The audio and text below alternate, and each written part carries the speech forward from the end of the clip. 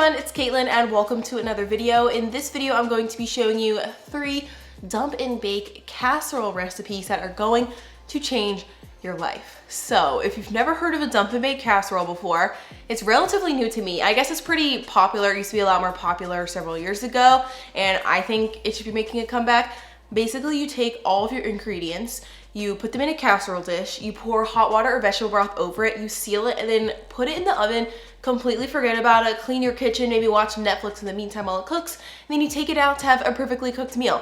Obviously that's like pretty standard with a lot of casseroles, but hear me out. The thing that I like about these recipes is that you're adding uncooked grains to them too. So it's not just veggies, or you don't have to pre-cook pasta and like dirty a separate pot and wait more time. You're literally just heating up water, adding in dry rice, veggies, some beans for some plant-based protein, and you put it in the oven and forget it. I think it's like revolutionary. I also think they're really great for meal prep because it's a great way to cook something on the stovetop and also be cooking something in the oven in the meantime. So today I'm going to show you 3 different dump and bake casserole variations. I have been posting a lot of different casseroles on my blog recently. They're very pantry friendly, and I just think they're great, you know, like recipes to have in your back pocket because they don't require a ton of veggies, but they're still really filling and nutritious, and yeah, they're just easy to make and they're delicious. So let's get on to the recipes. I'll tell you how to make them. First up, we're going to be making a cheesy broccoli rice casserole. This is the first dump and bake casserole I made, and it's still one of my favorites.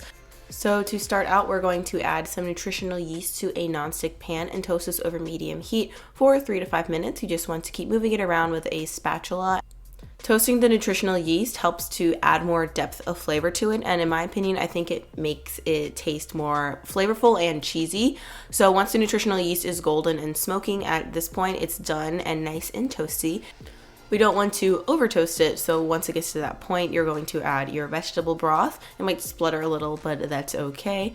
And then we're going to add in some spices. It's smoked paprika, garlic powder, and turmeric. The full recipe is linked below. As always, you're just going to stir this into the liquid, and then we're going to bring this liquid to a boil. But in the meantime, we're going to go ahead and prep our casserole dish. So you can use a 9x13 or similar size pan, and we're going to place our cooked chickpeas on the bottom of the pan. Spread those out a little bit so they're nice and even. Then we'll add in some broccoli florets, and then we'll go over it all again with some long grain brown rice. You do have to use brown rice for this recipe. I haven't tested it with white rice. It's just a different cooking time, and different grains absorb different amounts of liquid, so I would recommend using brown rice. So then at this point, our liquid is probably coming to a boil. So now we're going to carefully transfer that and pour it over our casserole dish.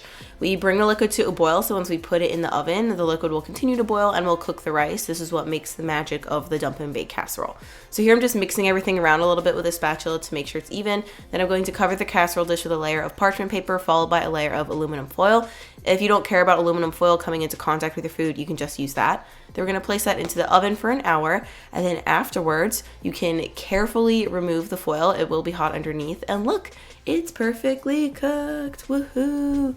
We've got our fluffy rice and our soft chickpeas and broccoli, and everything's infused with that seasoned vegetable broth that we brought to a boil. So now at this point you can just serve and enjoy. This casserole is great for meal prep. It serves a large amount of people. So I like to enjoy it as is like this, but you could also serve it with some additional sauce or hummus or something on top. Next up, we're going to be making a buffalo cauliflower and chickpea casserole. So this is like my twist on a heartier version of buffalo cauliflower.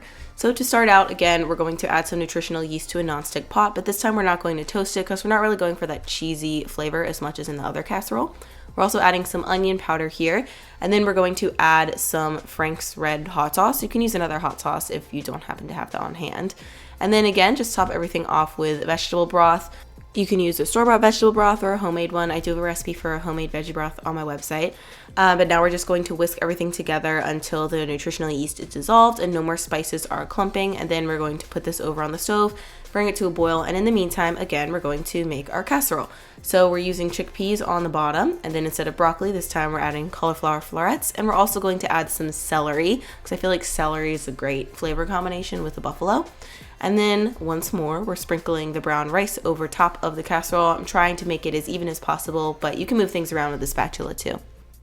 So then once the liquid comes to a boil or is pretty hot, we're going to add in our minced garlic and whisk that in. I didn't want to bring it to a boil because I thought it would cook enough in the oven, so I'm just adding it right now. And then once the garlic is mixed in with the liquid, we are going to, again, pour it all over our casserole. So if there's any clumps of garlic in a certain area or some spices didn't completely dissolve, you can, again, use the spatula to whisk that out, or sorry, not whisk, separate it. Here I'm just making sure every part of the casserole is soaked with liquid. And then just like the first casserole, we're going to start by covering it with a layer of parchment paper, followed by a layer of aluminum foil. And with the aluminum foil, you do want to make sure you have a really nice seal on the casserole so all that moisture is getting trapped in there. So once that's done, you're going to pop it in the oven for an hour.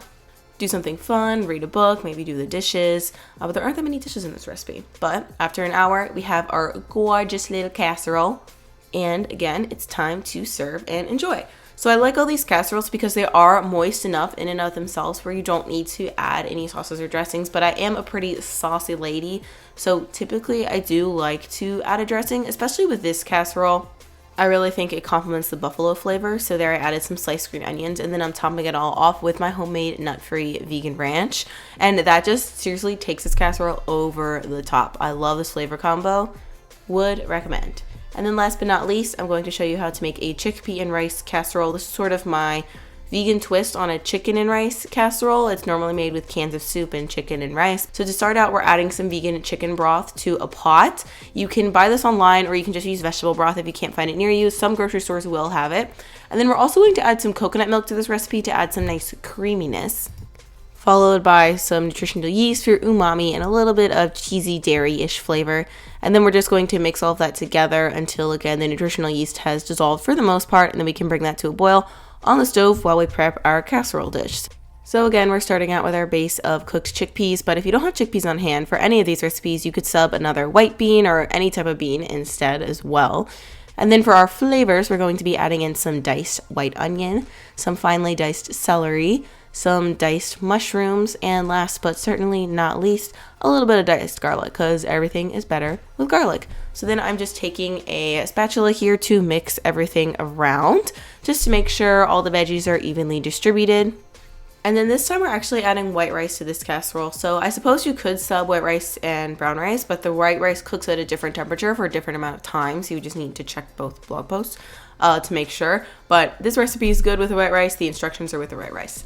So then again, once our liquid is nice and hot, we're going to pour it over our casserole. Here, instead of using a spatula, I just decided to shake it around to make sure all of it was evenly distributed.